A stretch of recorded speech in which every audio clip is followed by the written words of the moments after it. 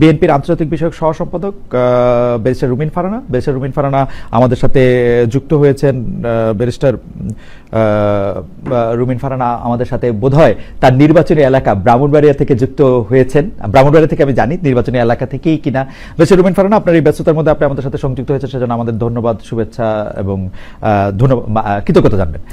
আমাদের সঙ্গে আরও থাকছেন জনাব মির্জা ফখরুল ইসলাম আলমগীর, নামেই যার পরিচয়। আলাদা করে তার সম্পর্কে শুধু এটুকুই বলার আছে, গত 15 বছরে শেখ হাসিনা সরকারের সময় তিনি বারবার জেল খেটেছেন। বারবার তাকে বিভিন্নভাবে আমি এই অনুষ্ঠান শুরুর আগে দেখছিলাম যে অন্তত 7, 8, 9, 10 বার তো তিনি জেল খেটেছেনই। যদি সময়ের হিসাবেও বলি সেটি 2 বছর, অন্তত তার বেশিও হতে পারে। সেই সময়ের মধ্যেও তিনি বিএনপিকে ধরে রেখেছিলেন, বাংলাদেশ জাতীয়তাবাদী দলকে তিনি ধরে রেখেছেন, নেতৃত্ব দিয়েছেন, বিভিন্ন সময় বিভিন্ন গুরুত্বপূর্ণ সিদ্ধান্ত দিয়েছেন, সামনে থেকে নেতৃত্ব দিয়েছেন। মির্জা ফখরুল ইসলাম আলমগীর, যাকে আমরা একজন পরিচ্ছন্ন রাজনীতিবিদ হিসেবে জানি, তাকে আজকের অনুষ্ঠানে পেয়ে আমরা স্বাগত জানাই। আপনাকে আন্তরিক কৃতজ্ঞতা জানাই যেন মির্জা ফখরুল ইসলাম আলমগীর, আপনি আমাদেরকে সময় দিয়েছেন এবং আমাদের সাথে যুক্ত হয়েছেন। আপনাকে ধন্যবাদ যে আপনি আমাকে ডেকেছেন। আপনার সঙ্গে কথা বলতে এমনি আমার ভালো লাগে। Thank you so much. আমি যে প্রশ্নটি করতে চাই সেই প্রশ্নটি হচ্ছে যে অনেকের, মানে শুরুর প্রশ্নটি সেটি অনেকের প্রশ্ন, আমাদের আসলে অনেকগুলি প্রশ্ন আছে আপনার কাছে। আমি আপনার কাছে একটু প্রথমে আসতে চাই, সেই প্রশ্নটাও হচ্ছে যে তারেক রহমান সাহেব ফিরলেন, 17 বছর পর ফিরেছেন, তাকে নিয়ে অনেক কৌতূহল ছিল, অনেক শঙ্কা ছিল কারো এবং অনেকেরই বোধহয় অনেক আশাও ছিল। কিন্তু আমরা আপনাদের কাছে জানতে চাই যে মিডিয়া ব্যাপারটাকে যেভাবে প্রচার করলো, প্রকাশ করলো, সেটাতে আপনার আপনার কেমন লাগলো? আমি আপনার কি মনে হলো যে তার ফিরে আসাটার রাজনৈতিক সিগনিফিকেন্স আমরা জানতেই চাইবো, কিন্তু মিডিয়াতে আমরা যা দেখলাম সেটা আসলে কিরকম দেখলাম? এখানে এই মুহূর্তে এখনই আমাদের এই প্রশ্নগুলো নিয়ে আমরা আপনার কাজ করছি না, কারণ আমরা এখন আমাদের সামনে যে সবচেয়ে বড় চ্যালেঞ্জ সেটা হচ্ছে যে আপনার এই ইন্টারিম গভর্নমেন্টের কাজগুলো তারা যেন শেষ করতে পারে, অর্থাৎ যে সমস্ত সংস্কারের বিষয়গুলো আছে সেই সংস্কার যে কয়েকটা আপনার খুবই নির্বাচন কেন্দ্রিক এবং প্রয়োজনীয়, সেই সংস্কারগুলো করে নির্বাচনের কথা আমরা বলছি এবং আমরা মনে করি যে এটা আপনার যথা সময়ে সেটা অনুষ্ঠিত হবে।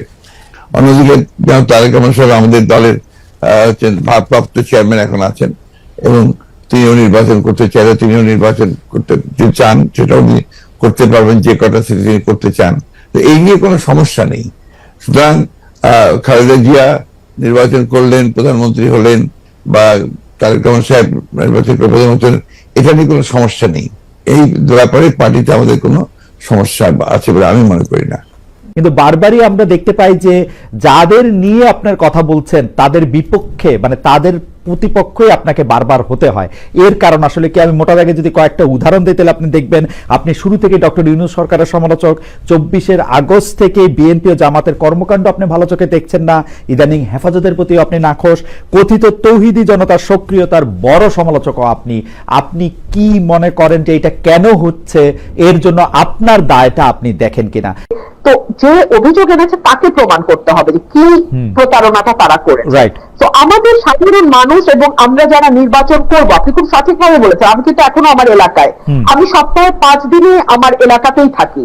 তো আমরা এই যে জীবন দিয়ে কাজ করছি, এত কষ্ট করছি, এরপরে যদি আমরা গিয়ে দেখি যে আগে ভাগেই কোনো না কোনো ডিলিং কোনো না কোনো রাজনৈতিক দলের সাথে উপদেষ্টাদের কিংবা উপদেষ্টা পরিষদের হয়ে আছে, কিংবা নির্বাচনে একরকম ধোঁয়াশা দেখছি, কারণ আমি অনেক বেশি সরব, অনেক বেশি সমালোচনা করি সরকারের। সুতরাং আমার নির্বাচনের সময় আমি জানি না আমি কিরকম ট্রিটমেন্ট পাবো। আমি কিন্তু সত্যি ভীত খালেদ ভাই, কারণ এই সরকারের এত সমালোচনা আমি গত 14 মাসে করেছি যে এই সরকার আমার আসনে, আমার নির্বাচনে সঠিকভাবে নিরপেক্ষভাবে প্রশাসন, কিন্তু আমার কাছে মনে হয় যে ব্যারিস্টার ফারহানা এটা খুব ভয়ের বিষয়।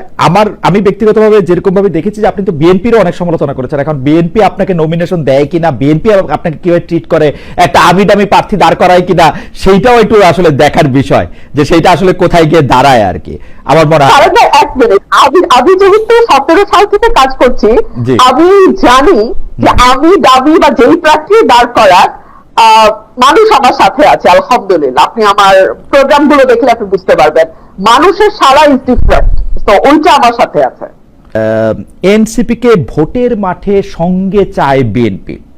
আমরা দেখেছি যে বিএনপি এনসিপির কর্মকাণ্ডকে তুমুল সমালোচনা করেছে, আপনিও করেছেন। মানে আপনার সাথে তো কথা মাঠের বাইরে, মাঠের ভিতরে, স্ক্রিনের বাইরে নানা রকম হয়েছে।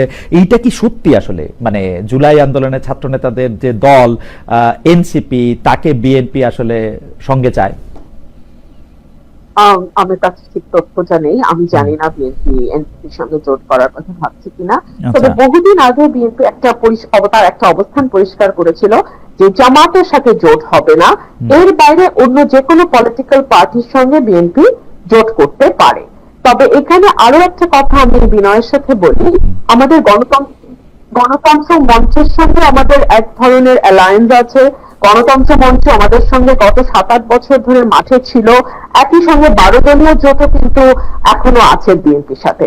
তো এতগুলো পলিটিক্যাল পার্টির সঙ্গে জোট করার পরে আবার নতুন করে এনসিপির সঙ্গে হবে কিনা, এই ব্যাপারে আমার কাছে কোনো ব্যক্তিগত তথ্য আমি জানি না। নিউজটা পড়ে আমি যা বুঝলাম, নিউজটা একেবারেই মানে গরম যাকে বলে ওভেন ফ্রেশ। সেটাতে বলা হইতেছে বিএনপি আসলে এনসিপির কাছে টানতে চায়, জামায়াত থেকে যাতে দূরে রাখা যায়, মানে জামায়াতের সাথে যেন না যেতে পারে। এই ব্যাপারে কি আপনি দুইটা লাইন বলবেন?